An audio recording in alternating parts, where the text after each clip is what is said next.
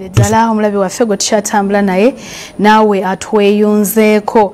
Kitundu kyakubiri kino tukitandise nga tugamba nti mukwongera omutindo ku bitabo ebikubibwa Vision Group Ereese Ebyuma eby'omulembe bino bikuba ebitabo mu budde obutono ddala ate nga bya mutindo. Kati akulira omutindo gw'ebifuluma mu bitabo ebikolebwa wano ku New Vision ngono ye mwami James Makanga asabye abantu okutuwa business kubanga temujja kwejjusa. Vision Group eguze ebyuma bibiri okuli ekya Horizon Gatherer n'ekirala Horizon System Bind okwongera ku mutindo gw'ebintu ebifulumizibwa mu bitabo. Ekyuma ekya Horizon Gatherer kigatta enjuyi z'ebitabo ate ekya Horizon System Bind kisiba amaliba ku bitabo nga musaawa emu kikuba ebitabo 4,000.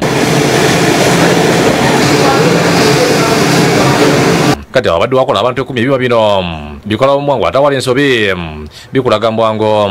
Neno machine ena sensor eziraba upside down eyimirira buyimirizi ne ku indicating waliwo page enfu.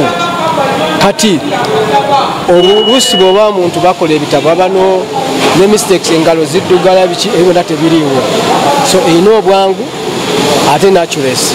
Akulira omutindo bifulumira mu bitabo bya Vision Group James Makanga agamba nti ebyuma bino birina obusobozi okulima obutabo emitwalo 3.5 buli lunaku. Ekitongole kyataddemu ssente ne kigula machine ze bayita gathering ezigatta ebitabo. Eno eri emabega bagiyita Horizon Gatherer. Bagiguze emitwalo gya $15 naye nga esobola okukola oba gatheringa ebitabo kakaaga musaawa emu. Asiya abawandiika ebitabo n'abalina bye baagala okuwandika okwekwata Vision Group ebakubire. Obusobozi bwaffe twagala nga tusobola okukola ebitabo emitwalo 3.5 mu lunaku lumu. Tegeera tetujja kutwala bitabo India, tujja bikolera wano.